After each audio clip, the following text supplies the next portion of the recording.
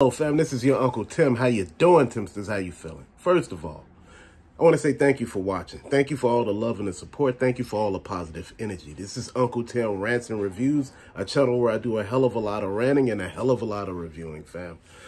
It's because of you that this channel is growing. It's because of you that we are doing what we're doing. Thank you for being positive, the love, the support. Thank you.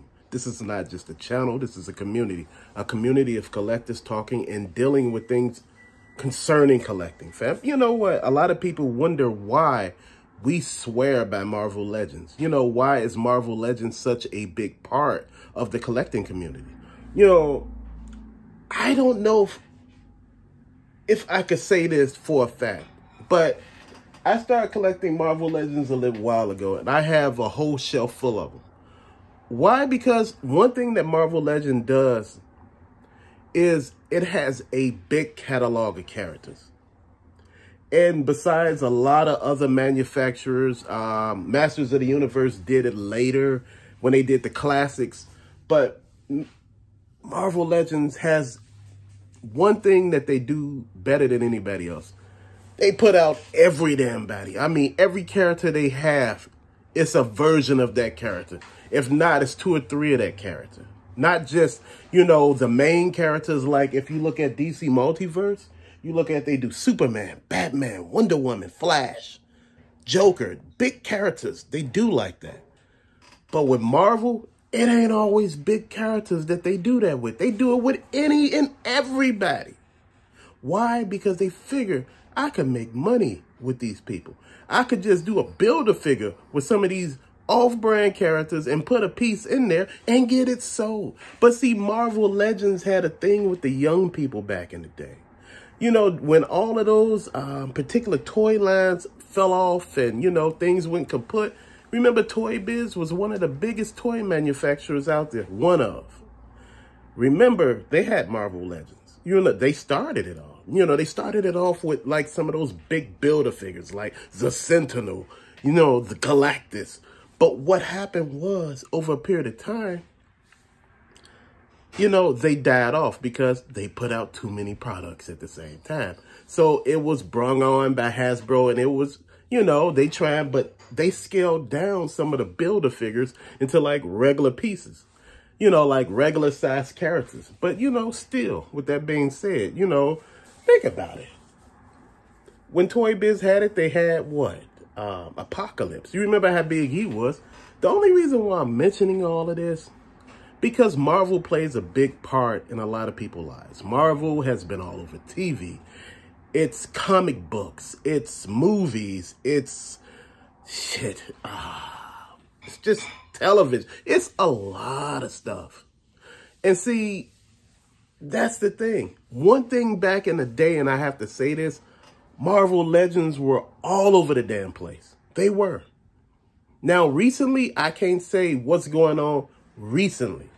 But back in the day, they were every damn way. You could find Marvel Legends anywhere that they sold toys. And that was true. And I mean, man, it was just a plethora of stuff. It was just stuff every damn where.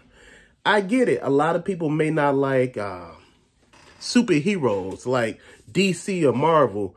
But if you collect He-Man, he a superhero. All of these are superheroes. Any toy line that you could think of at one point in time was some form of superhero, fam. You know, I'm telling you just like I would tell any damn body. You know, this is how we doing it. Think about it. Marvel Legends were a affordable price at one point in time. They were like, what, $9.99? Then they went up to like $12.99. Then they went up. Shit, things go up. Prices go up. But the thing I didn't like, that a lot of people were stepping back on from Marvel Legends, were the prices was going up, then they were going down. They were going up and going down. A lot of people were upset, just like I was, because you couldn't find them later on in stores. Because what happened with that, you know, Eternals, yeah. The Eternals thing. You remember that? That Eternal thing blew my mind. It messed up everything because the movie was bad.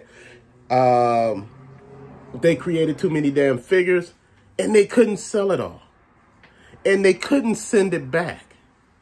And to tell the truth, hell, the toy company actually told them, don't buy too many of these because we ain't gonna take them back. We don't know if they don't sell good. Guess what? Because the Marvel Legends were selling good, they just knew this was on sale good. But one thing about the Eternal figures that really messed up everything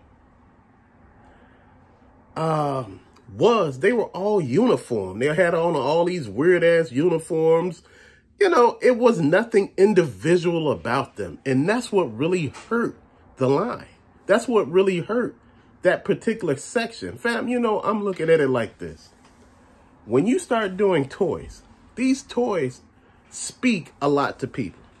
Certain characters speak to people. And this is why I want people to pay attention. You know, this is why I say what I say, because certain things speak to everybody. Everybody has a tie to certain things. Some people have a tie to other things. Some people have ties to DC, Marvel, Masters of the Universe, Sectoids, Centurions, Mask, all these other damn figures, fam. We have, you know, just things that we are into. But Marvel Legends is one that really survived out of a lot of these toy lines. Remember, Masters of the Universe had fell off. You know, they was just doing Matty Club Classics. And, you know, those were super expensive, so most people were staying away. Then they did the Super 7 Masters of the Universe. Those were extremely expensive, so people were staying away. But you had Marvel Legends still here. Then, you know, they had those X-Men, you know, retro cards. Then, you know, retro cards of this, retro cards of Spider-Man. So they found a way around it. So with the window box thing that, you know, messed up a lot of collectors who pissed off a lot of us, because the boxes, you know, allowed us to, you know, the window boxes allowed us to see inside the packaging, the paint job, the scope, if the accessories were there, you know, if everything was intact. So we were able to see that. But when you close the box up, we weren't able to see it. So a lot of people start stepping away.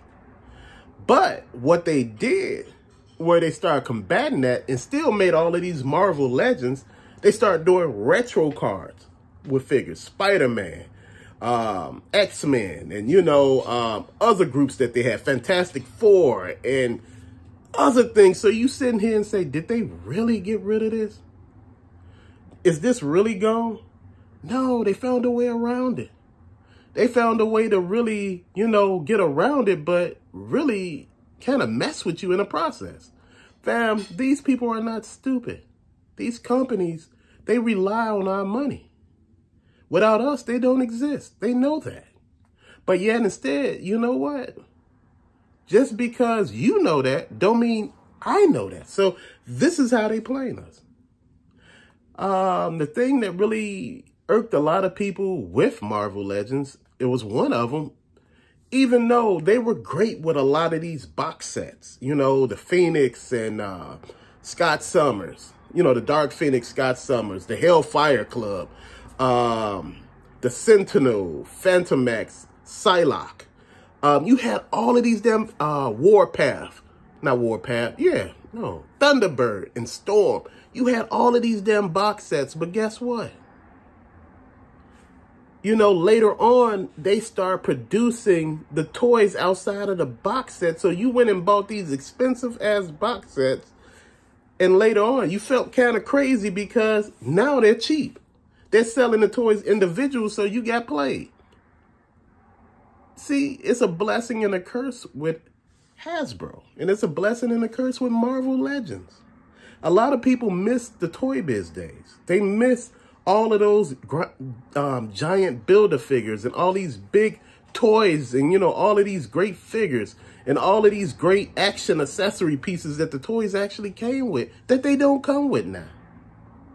It's just like now it's so scaled down, and it's just like, what is really going on?